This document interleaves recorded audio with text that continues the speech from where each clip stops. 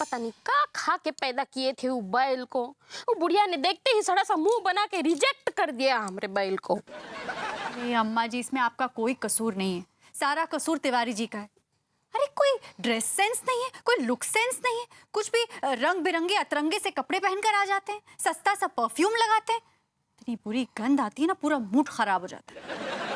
गोरी बिटिया, तुम तो की पड़ोसन हो ना, तुमको तो सिखाना चाहिए उको है। अरे अम्मा जी, कितनी बार मैंने तिवारी जी से कहा है, Tiwari ji please grow up, please grow up, पर उन्हें देखिए चमेली का तेल लगाते हैं। अरे इस जमाने में लड़के जेल लगाते हैं, क्रीम लगाते हैं, बताइए चमेली का तेल कौन लगाता है? इस चमेली का तेल लगाने का आदत ना उनको पंडित रामफल से आया है।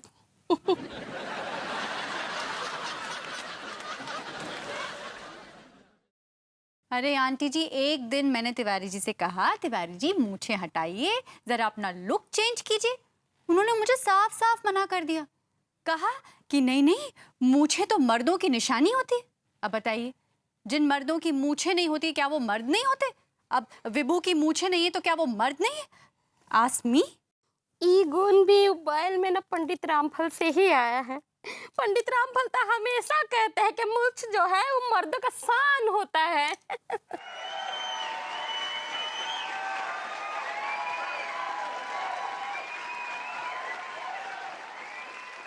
ये पंडित रामफल हैं कौन? ये कोई स्टाइल गुरु हैं या कोई स्टार हैं जिन्हें तिवारी जी फॉलो करते हैं? मैं तो कहती हूँ इस पूरी घटना के जिम्मेदार पंडित रामफल ही हैं। हाँ वो तो है। वो का हुआ था ना, वो दिन बहुत बारिश हो।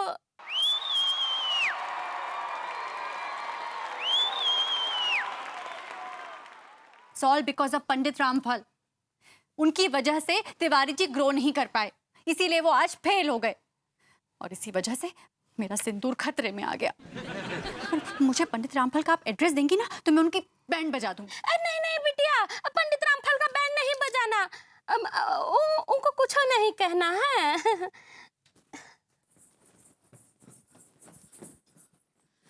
अम्मा जी, अम्मा जी, अम्मा जी,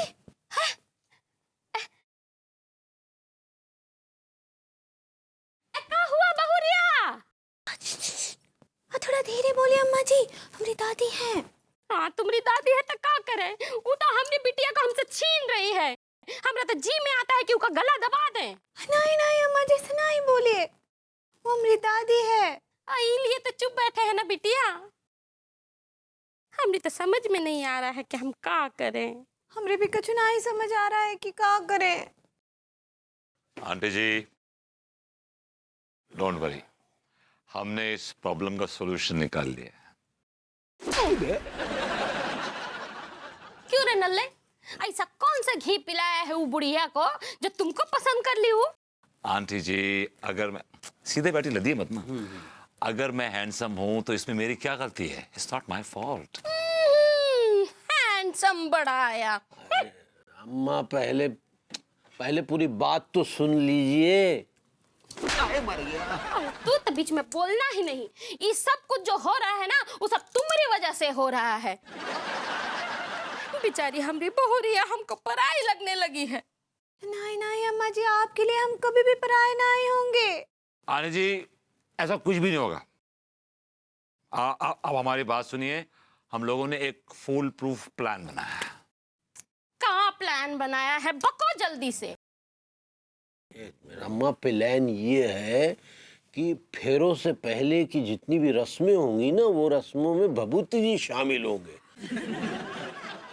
और लोगों को ये लगेगा कि अंगूरी की शादी भभूति जी के साथ होने जा रही है। और फिर जो भी रस्में रिवाज होंगी मैं उसमें खूब खुश रहूंगा, खूब खुश रहूंगा।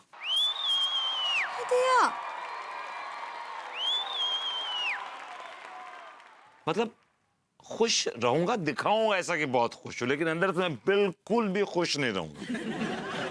और स्पेशली अनु ये तुम्हारे लिए है, बिकॉज तुम क्या है कि तुम्हारी टेंडेंसी कि तुम हर बात जो है ना मेरी मिसअंडरस्टैंड करती हो, तो आई एम टेलिंग यू।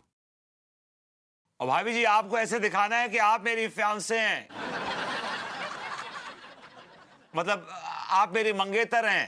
दिया हम दोनों साथ में एक जिंदगी शुरू करने जा रहे हैं। हाँ हाँ ठीक बा हम दो जिस्म और एक जान। ओके ऑल राइट, सुन लिया समझ लिया उन्होंने, इतनी बार बोलने की क्या जरूरत है। हाँ तो फिर फर्दर प्लान ये है कि फेरो को एंड वक्त फिर हम आ जाएंगे भभूति जी की जगह, और क्योंकि वो चेहरा सेहरे से ढका होगा ना तो उसकी आड़ में हम खेल लेंगे। लटके भैया हमारा शादी फिर से होगा। आंटी जी ये पी के आए।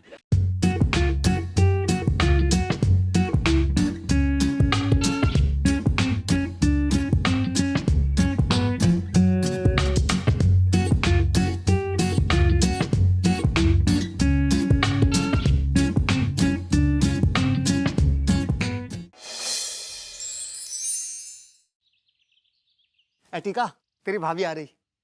ऊंचे दरबारी तेरो नाम तो बता, जो साथ गुजारेंगे ऐसी शाम तो बता, नाम तो बता। अरे ये गालन पे इतने झापड़ पड़ चुके हैं कि जगह सुनने आ गई है, इन पे कोई असर ना है तो।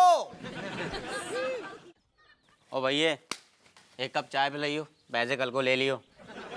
टन्नू भैया कड़की चल रही है क्या?